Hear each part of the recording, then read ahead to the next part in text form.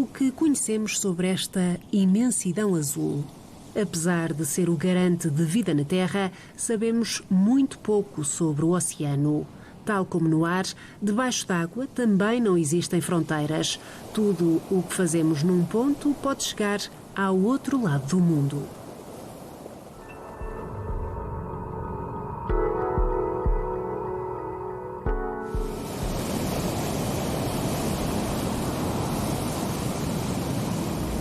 O filme Seaspiracy, da Netflix, leva-nos a um passeio de aprendizagem pelos oceanos, desde a importância dos tubarões e golfinhos para os ecossistemas até aos efeitos altamente prejudiciais que a pesca industrial tem no nosso planeta. A pensar nos mais novos, foi criado há 3 anos o Kids Dive, um projeto com o objetivo de alertar para a urgência de proteger o meio marinho e a biodiversidade. Começámos com um projeto que começou por nem se chamar Kids Dive, começou por ser um projeto que era uma forma de mostrar o que é o mergulho a esta rapaziada mais jovem, e aquilo que acabou por acontecer foi que o retorno que tivemos das primeiras edições que fizemos, e era só uma ediçãozinha de mergulho, era só levá-los a mergulhar, a fazer umas bolhinhas debaixo d'água, como nós costumamos dizer, o retorno foi tão bom que nós pensámos por que não juntar uma componente científica e aproveitar esta parte do mergulho para ser, digamos, o veículo de transmissão desta informação científica. Fruto da sua experiência em mergulho, Frederico decidiu transmitir aos alunos informações importantes sobre a conservação dos oceanos. Aquilo que é mais interessante neste projeto e que é mais inovador neste projeto Kids Dive são as coisas que eles fazem dentro da água. Ou seja, nós levamos-los a mergulhar, infelizmente, e quase sempre não é possível levá-los no mar, portanto temos que o fazer numa piscina. Portanto, isto assemelha-se a um batismo de mergulho numa piscina, que é uma coisa bestialmente interessante, diria eu. Talvez para quem experimenta pela primeira vez não seja desinteressante. Estar debaixo d'água sem ter que ficar acima buscar ar, com uma garrafinha a respirar pelo regulador, já de si é interessante. Mas aquilo que nós tentámos fazer foi transformar aqui, fazer um bocadinho de enriquecimento ambiental da própria piscina, e então num canto da piscina temos uma floresta de algas, que é feita com aqueles noodles que usam na hidroginástica. Depois no outro temos uns hula-hoops, em que em alguns eles conseguem passar por dentro do hula-hoop e no outro há uma película de plástico. Então o plástico é transparente debaixo d'água. E nós não conseguimos ver o plástico debaixo d'água da mesma maneira que conseguimos ver fora d'água. E é esse despertar dessas experiências subaquáticas, digamos assim, ok, então espera lá, se eu não consigo ver o plástico, então já percebo porque é que às vezes os animais também não conseguem ver o plástico ou distinguir o plástico de outras coisas que vêm debaixo d'água. O programa conta com várias parcerias que disponibilizam workshops. Entre elas estão o Oceanário de Lisboa, a Associação Portuguesa para o Lixo Marinho e a National Geographic.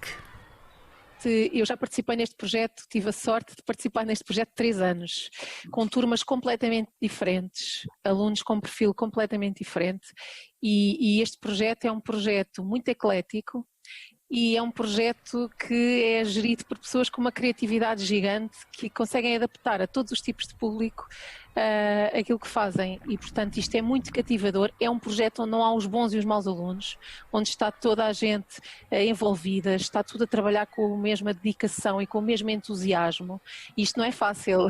E houve um ano, por exemplo, aqui na escola que tivemos uma turma de 12º ano e uma turma de 6º, que é uma mistura complicada, e isso não se notou em ponto nenhum do projeto. Pelo contrário, os alunos interagiram muito bem uns com os outros. No final, aqui na Escola da Cidadela, até decidimos fazer um Cidadela Summit inspirado no National Geographic Summit, onde tivemos uma mistura dos alunos mais novos com os mais velhos, e foi uma experiência muito, muito boa. Espetacular, está feito. Dirigido a jovens dos 8 aos 17 anos de idade, o mergulho virtual com máscaras em cartão reciclado aconteceu em grupo. A viagem foi guiada por cientistas e comunicadores de ciências nacionais e internacionais. No seguimento do Covid-19, achámos que era uma maneira criativa e a única maneira de termos alguma praticidade no projeto, que é uma coisa que nós valorizamos muito. Portanto, chamámos o Paul Rose, que é uma personagem da biologia marinha super cativante, para que os alunos estivessem realmente a aprender e com a experiência dele de mergulho, que é uma coisa fantástica.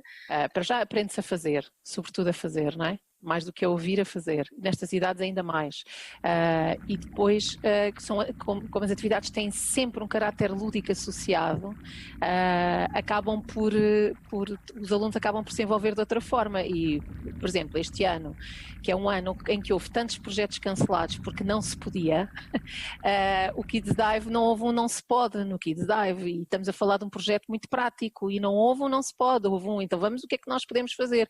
E esta equipa fantástica teve a ideia de vamos lá fazer um mergulho virtual, e estava outro dia a conversar aqui com os meus alunos, e estávamos a falar desta questão, que é o que é que o virtual nos trouxe que nós não tínhamos antes, porque o virtual não nos trouxe só coisas más, também trouxe coisas boas, e este mergulho virtual, por exemplo, uma das questões que estávamos a falar, e aqui o Diogo e a Frederica podem contar isto na perspectiva deles melhor do que a minha, mas uma das coisas que falávamos era, olha, conseguimos fazer um mergulho no gelo, que era uma coisa que nunca faríamos aqui, porque aqui não há gelo. Costumo mergulhar no verão, por apneia, por isso já tinha um bocadinho esta experiência. Claro que nunca mergulhei na Antártida, por isso para mim também foi uma novidade, mas eu já conhecia um bocado o ambiente marinho, mas o que me interessou mais foi mesmo a parte das palestras, que achei extremamente importante, e a dimensão internacional que os organizadores conseguiram manter, porque eu acho que é importantíssimo e foi incrível conseguirem manter e trazer o Paul Rose, como já foi várias vezes mencionado, que é um mergulhador, e nós tivemos hipótese de falar com ele, não estando no mesmo continente, falando uma língua que não era a nossa, e eu pessoalmente consegui pôr-lhe uma perguntar-lhe o nome da minha escola, e questioná-lo sobre a experiência de mergulhador dele, sobre o que é que ele desejava não ter visto, que viu da sua experiência, e sabia o caminho para falarmos sobre a poluição dos ecossistemas marinhos e o que ele viu e o que é que ele desejava não ter visto neste caso. E eu acho que essa parte foi extremamente importante. O que eu mais gostei foi mesmo a introdução da tecnologia na aprendizagem. No meu caso foi o meu primeiro mergulho, quer virtual, quer real, e em termos de mexer com a realidade virtual só tinha usado para jogos, portanto poder usar a realidade virtual para aprender qualquer coisa foi ótimo.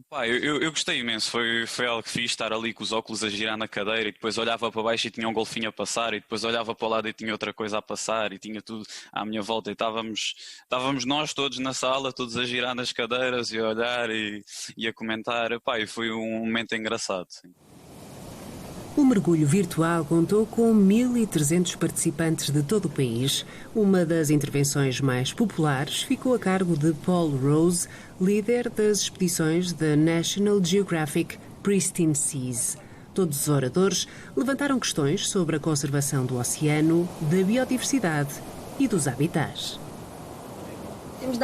Tentamos dar sempre uma perspectiva positiva, no sentido de, ok, isto está a acontecer e o que é que nós vamos fazer para mudar isto? O que é que nós podemos fazer enquanto cidadãos, enquanto pessoas individuais? Quais são os comportamentos que nós podemos mudar, as ações que podemos tomar?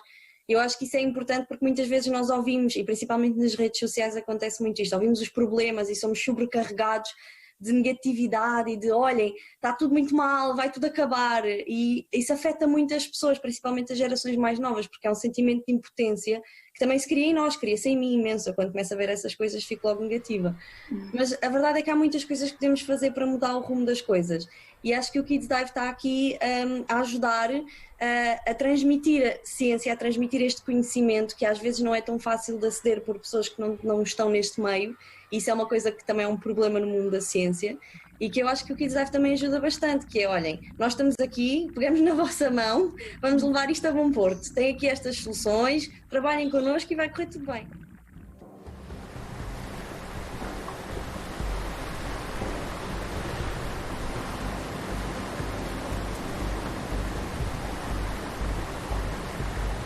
Neste mergulho no ensino ambiental encontramos também o Programa Atlantis. Nasceu a 15 de março deste ano e pretende trabalhar o contínuo oceânico, despertando emoções e sentidos. Para os jovens realmente vivenciarem o mar e isso despertar neles a vontade de cuidar. Então acho que essa, apesar de complementar com a biologia, com o conhecimento científico, com a parte da ecologia mais na prática, não é?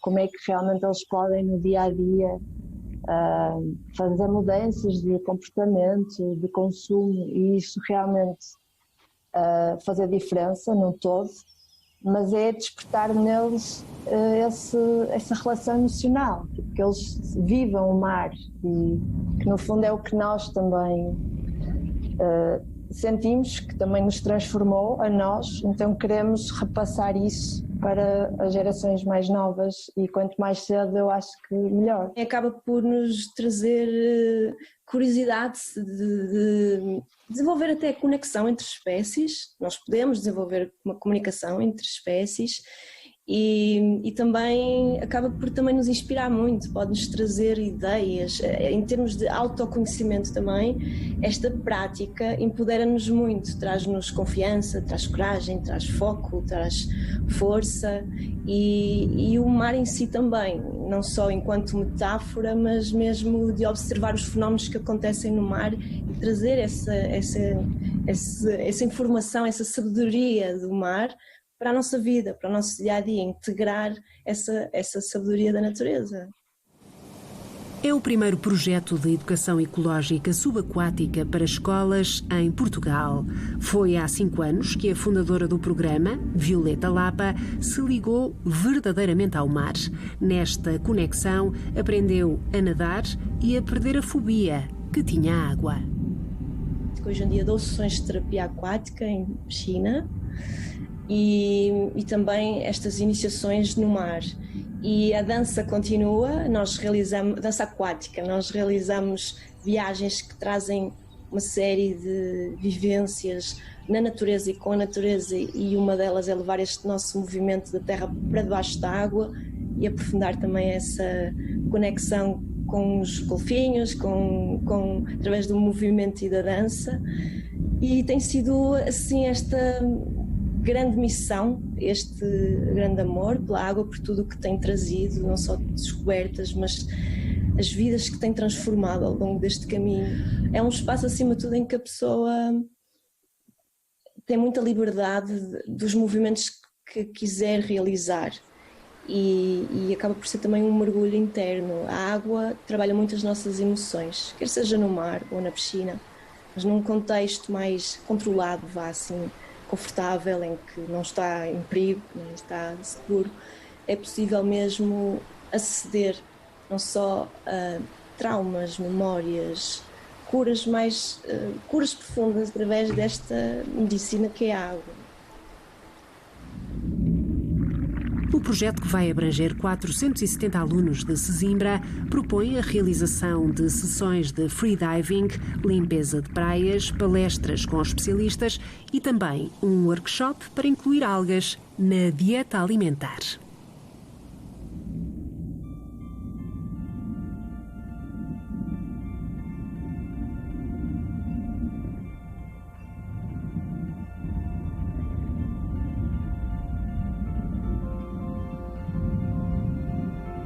No Oceanário de Lisboa, encontramos a exposição de florestas submersas. Trata-se do maior Nature Aquarium do mundo, criado pelo mestre de aquariofilia de água doce japonês.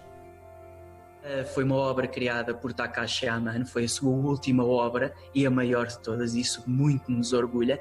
Para além disso, é enriquecida ainda com uma banda sonora do Rodrigo Leão, que cria ali toda uma envolvência fantástica. Estão representadas espécies de vários locais do planeta. Está tudo exatamente criado como o seu criador assim o imaginou. E é uma maneira de alertar para a problemática da desflorestação e para as ameaças às florestas tropicais, que são um ecossistema muito importante, é o ecossistema terrestre onde existe maior biodiversidade e que está altamente ameaçado, quer pelas alterações climáticas, quer pelas ações humanas. E então é também uma forma de que nós encontramos, aqui através da exposição Florestas Submersas by Takashi Amano, de alertar para este problema, porque para além de conhecerem as espécies de peixes que naquele caso estão ali naquele aquário, ou as espécies ou espécies de plantas que também lá estão. Toda a envolvência, abordamos os sons, as ameaças, quais são, aquilo que as florestas nos dão, é todo um conjunto de informação que os nossos visitantes podem recolher, para além de toda, como eu já disse, a envolvência que é ali criada, que dá-nos quase um exaltar das emoções. O aquário, com 40 metros de comprimento, onde 160 mil litros de água doce banham 4 toneladas de areia, 25 toneladas de rocha vulcânica dos Açores, 78 troncos de árvores da Escócia e da Malásia, 46 espécies de plantas aquáticas e mais de 10 mil peixes de 40 espécies tropicais de água doce. Entre eles descobrimos os coloridos cardinal tetra e o semi-transparente camarão amano. A par desta exposição, há temas sobre as alterações climáticas pensados para alunos desde o pré-escolar até ao ensino secundário.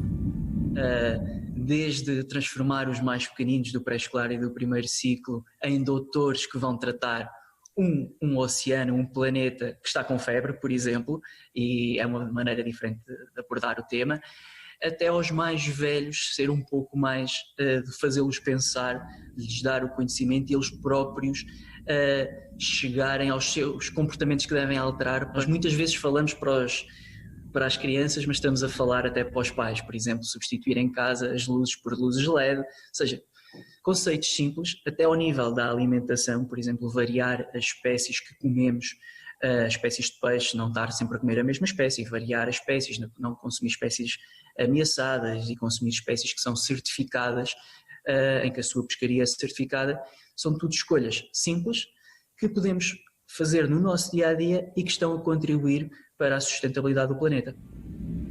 Com estas exposições, a grande missão do Oceanário é educar e aliciar os visitantes para um universo precioso, o da origem da vida.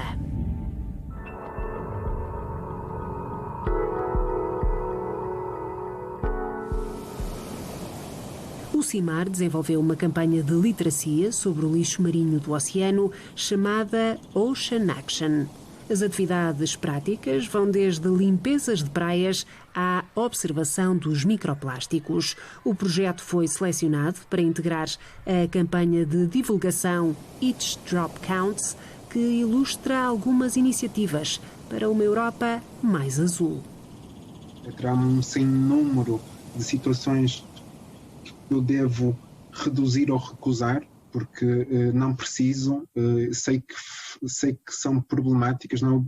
O balão lançado para a atmosfera é um bom exemplo de algo que é feito por falta de informação. Uma pessoa que, a partir do momento em que sabe que um balão lançado para a atmosfera facilmente pode vir a cair no mar, facilmente pode vir a ser ingerido por uma espécie marinha que vai morrer, isso, obviamente, a consciência, a partir do momento em que nós temos esta informação, vai fazer com que a maior parte das pessoas deixe de querer lançar balões. Né?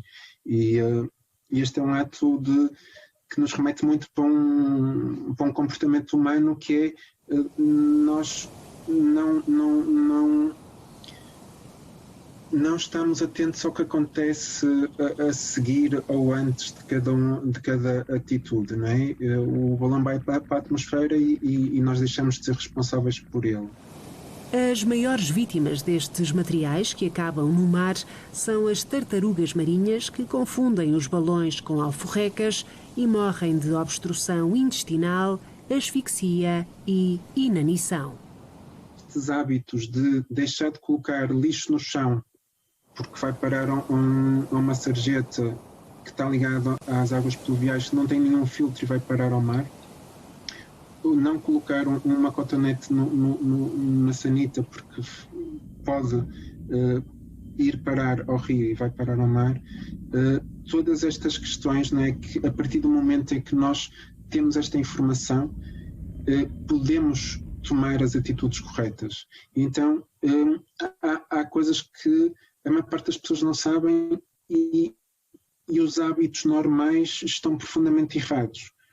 Por exemplo, a limpeza dos passeios, em que a maior parte das pessoas limpa com água e vassoura e varre para uma sarjeta. Está completamente errado, porque tudo o que vai parar a uma sarjeta ou um bueiro vai parar a uma linha de água, não vai parar a uma estação de tratamento de água. O aumento da temperatura dos oceanos promove a acidificação das águas do mar. Resulta em graves consequências para espécies como o peixe limpador, Labroides dimidiatus e o peixe Naso elegans. De acordo com um estudo divulgado pela Faculdade de Ciências da Universidade de Lisboa, foram descobertas alterações a nível dos neurotransmissores no cérebro, causando mudanças no comportamento destes peixes. Vários estudos têm vindo a detectar uma diminuição grave da biomassa das pescas nos oceanos. Há estudos que indicam que teremos cerca de 75% dos estoques piscícolas sobreexplorados e que a este nível de diminuição da biomassa de pescas, provavelmente perto de 2050 estaremos um limiar da ruptura das pescas no oceano, da maior parte das espécies que se pescam no oceano. Todos sabemos o impacto prejudicial que o plástico tem nos oceanos. Embora raramente discutidos, as redes e os equipamentos de pesca constituem uma quantidade significativa da poluição de plástico. Atualmente representam 46% dos resíduos observados, o maior amontoado de lixo flutuante no mundo, localizado a norte do Oceano Pacífico.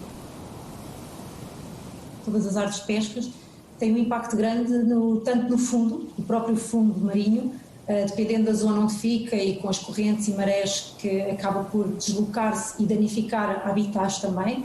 Muitas vezes as redes são muito grandes e acabam por cobrir uma zona extensa e, além do impacto no próprio fundo, tem um impacto na vida marinha. As artes de pesca foram feitas para capturar animais, para capturar peixe, e então acabam por continuar com essa finalidade mesmo sendo artes fantasma.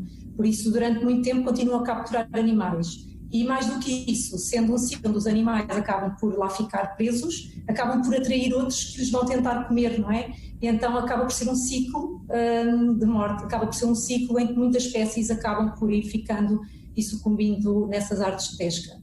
E essas redes, muitas delas tendo uma vida, por assim dizer, útil muito longa, porque se o tempo de degradação completo estima-se sejam perto de 600 anos, durante muitos anos aquela rede vai estar ali ainda a fazer o seu fim, que é apanhar, capturar animais.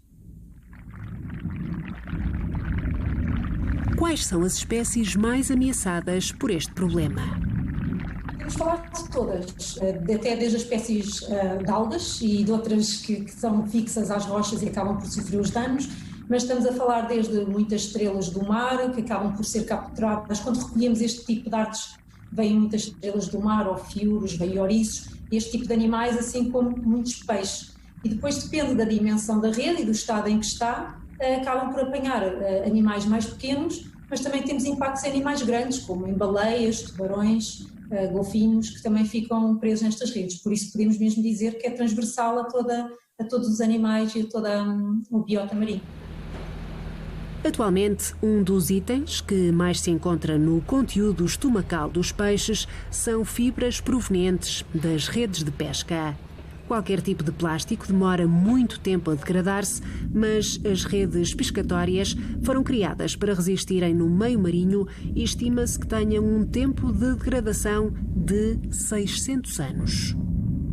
A verdade é que sim, temos muitas artes de pesca, muitas redes de pesca perdidas no oceano. A maior parte delas são mesmo perdidas, não são um resíduo que seja feito propositadamente, até porque é um custo reteado para este tipo de atividade. A atividade da pesca, não é? As redes de pesca, as artes de pesca têm um custo para eles é o seu material de trabalho, é valioso.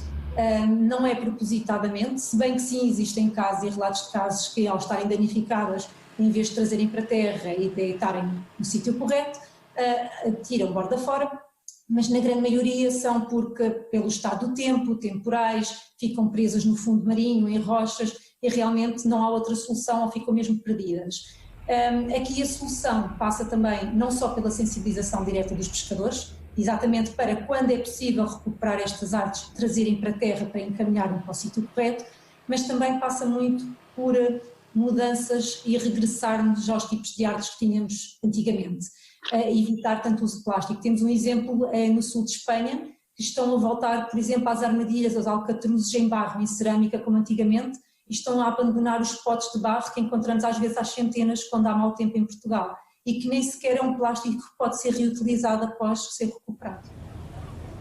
Em Portugal, a DOCA Pesca tem implementado um projeto para trabalhar com os pescadores. A ideia é ajudar na gestão de resíduos a bordo e na recuperação do lixo, não só o que é produzido, mas também o que é capturado nas redes. Este problema não é só uma ameaça para os animais e para o ambiente, é também um problema grave para os mergulhadores e embarcações que acabam por ser apanhados por estas armadilhas fantasma. Existem outros tipos, por exemplo, temos as armadilhas, os covos e as armadilhas, que é outro tipo de estrutura. Muitas vezes são compostos por ferro e redes de plástico, outras vezes por um plástico, como eu disse, uns potes pretos que acabam por nem sequer ser recicláveis, mas temos outros como as próprias boias sinalizadoras, cabos, e essas muitas vezes algumas são feitas de esferovite, que têm ainda a particularidade de se desfazerem, não é? E se partirem em pedacinhos de esferovite intermináveis e que acabam também nos nossos areais. Esses sim dão mais à costa do que propriamente estas artes que acabam por afundar e às vezes não dão tanto na praia, à costa, a não ser com o tempo, com tempestades, são mais encontradas mesmo no fundo do que propriamente nas praias. Já o esferovite, que vem da origem também da pesca, é um problema e que existem projetos também a abordar esse problema e a tentar arranjar soluções para tentar substituir tudo o que é feito de esferovite, porque está sempre no top 5 o esferovite em todas as ações que se faz. Já existem tantas soluções também já identificadas e depois essa implementação e essa transição é o problema. E isto não depende só da vontade própria, porque depois há uns que fazem, os outros não, depois há sempre, não é? Tem uns que têm custos, outros não. É preciso também haver aqui um bocadinho de, se calhar, não digo uma legislação e uma obrigatoriedade, mas se calhar um apoio também a nível de regras de implementação, ou pelo menos de boas práticas e de exatamente a literacia também deste tipo de comunidades e deste tipo de atividade.